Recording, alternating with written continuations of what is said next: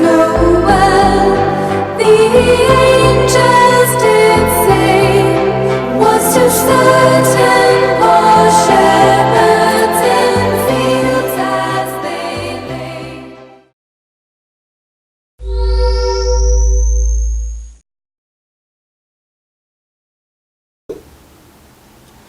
남성분들께서 많이 질문하시는 소변장애 한번 질문을 보겠는데요. 첫 번째 질문, 전립선에는 검사 결과 전혀 이상이 없는데 제 소변이 왜 시원하지 않습니까? 라고 질문을 주셨는데, 이거는 사실 많은 남성분들이 질문을 하시는 겁니다. 보통은 진단상에는 이상이 없는데 왜 시원하지 않을까라고 봤을 때는 크게 두 가지를 보셔야 됩니다.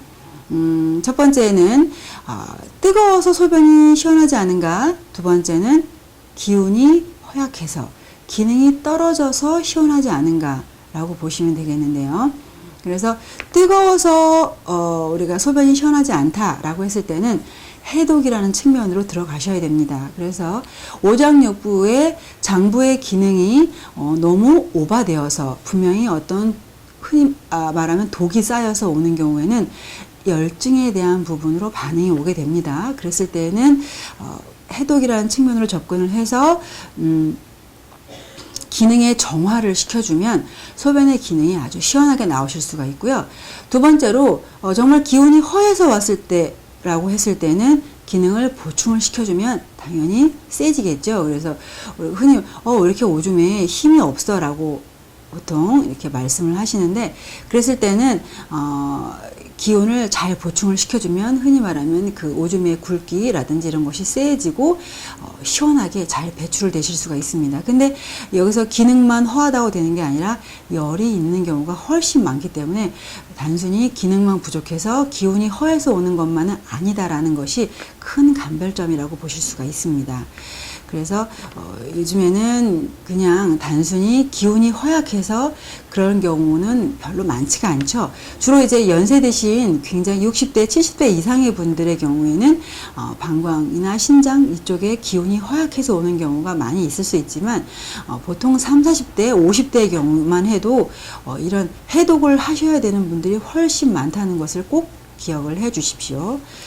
두 번째로, 과도한 성관계가 소변장애를 일으킬 수가 있습니까? 라고 하셨는데요.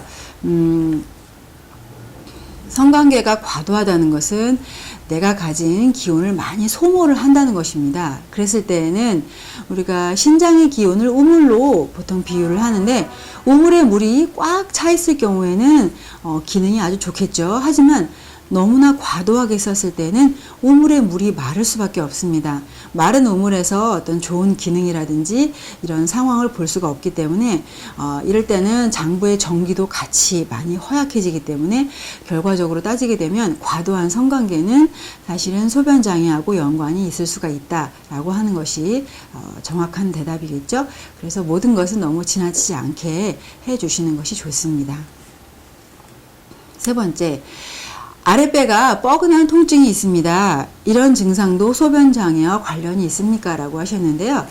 한의학적으로 어떤 열증이다, 허증이다, 이것을 감별할 수 있는 중요 포인트가 바로 이 아랫배의 통증이라고 보시면 되는데요.